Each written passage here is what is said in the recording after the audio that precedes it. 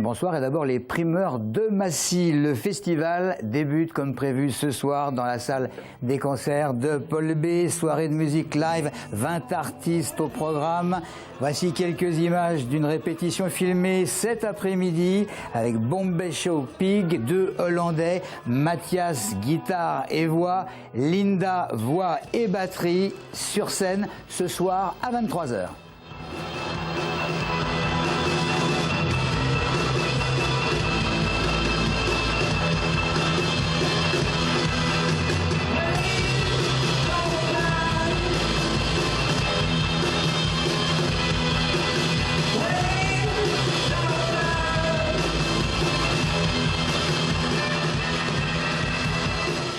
Les primeurs jusque samedi soir inclus.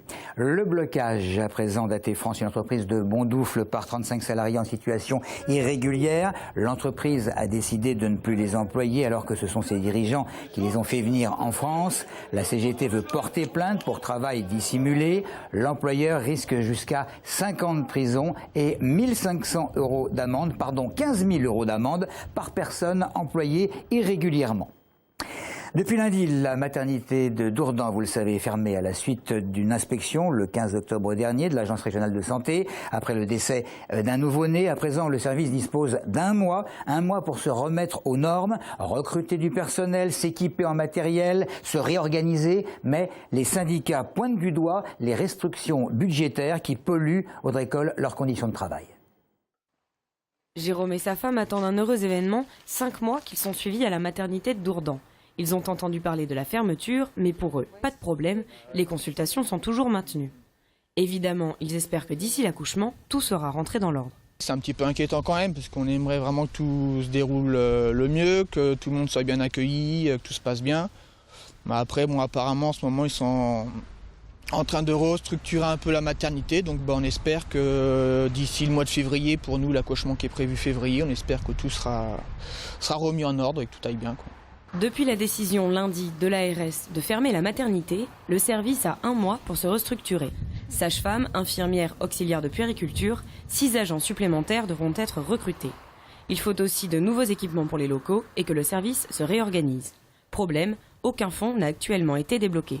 D'un côté, on supprime des postes, on met en place des mesures d'économie et de l'autre, là, on demande donc à un établissement de se mettre aux normes dans un délai d'1 mois sans lui donner des moyens supplémentaires. Parce que ce qu'il faut préciser quand même, c'est qu'à ce jour, l'ARS n'a pas débloqué de moyens supplémentaires financiers. Selon les syndicats, ces restrictions budgétaires les empêchent de travailler.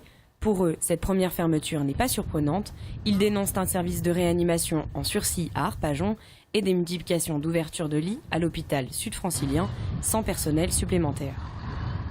Commentaire de Lucie Mizy. Relax au bénéfice du doute. La Cour d'appel de Paris a confirmé cet après-midi la décision du tribunal d'Évry. Le seul majeur inculpé dans l'attaque du RERD façon diligence n'ira pas en prison.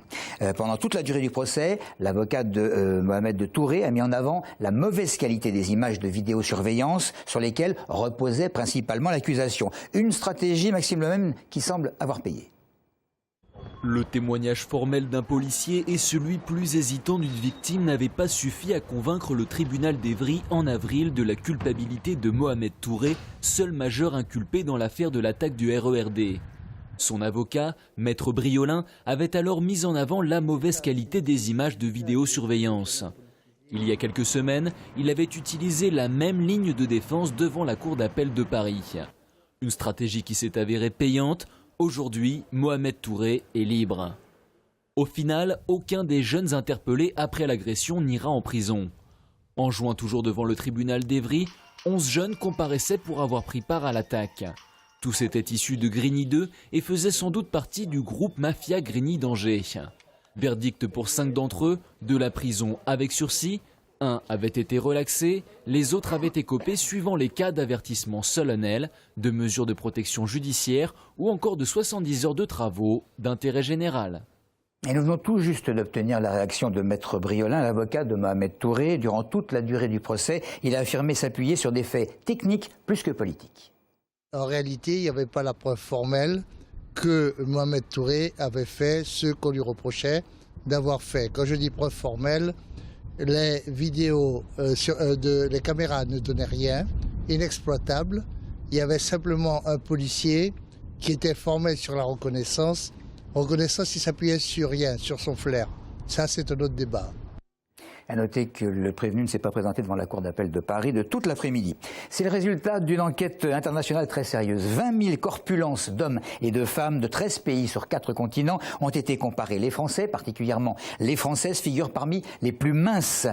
Quasiment pas besoin de maigrir. Voici quelques témoignages de rue. On en a toujours, qui se trouvent toujours plus corpulents que ce qu'ils souhaiteraient, oui, ça c'est sûr. À commencer par moi-même. Disons que la règle actuellement c'est quand même la minceur pour tout le monde, donc je pense que tout le monde lutte un petit peu pour pas trop prendre d'embonpoint, c'est un souci féminin. Moi personnellement je suis bien avec mon corps. Après, il faut faire attention à ce qu'on mange aussi. C'est une question de psychologie de chacun. Je veux dire que maintenant, c'est à cause de toutes les affiches qu'on voit, les femmes se sentent grosses alors qu'elles ne le sont pas forcément. C'est justement les femmes d'affiches qui sont plus maigres que la normale. Oui, c'est un peu vrai. Il y en a certaines, oui. Enfin, je connais ma belle-fille, oui, qui pesait plus de 100 kilos, qui a fait une opération pour maigrir. En 6 mois de temps, elle a perdu, enfin, moins de 6 mois de temps, elle a perdu presque 30 kilos. Et là maintenant, elle ne pèse plus que 45 kilos et malgré tout, elle se trouve encore grosse. Elles ont vraiment un problème à ce niveau-là, c'est que voilà, elles se prennent toujours, elles croient toujours qu'elles sont grosses, alors qu'en fait, pas du tout. On dit ouais, je suis un peu grosse pour qu'on dise non, tu l'es pas. Globalement, bon, les gens luttent en permanence contre leur poids, mais qu'on est les Françaises pas trop mal situées. Et puis faciliter le quotidien des personnes âgées, le Conseil général s'y emploie puisqu'a été lancé le site Bien vieillir en Essonne. Il figure toutes sortes de renseignements comme les aides auxquelles les personnes âgées peuvent prétendre. On peut trouver un aidant, chercher un établissement, avoir toutes les informations sur les maladies ou la santé en général. C'est simple, www.vieillir.essonne.fr. C'est tout pour l'info. Merci de nous avoir suivis.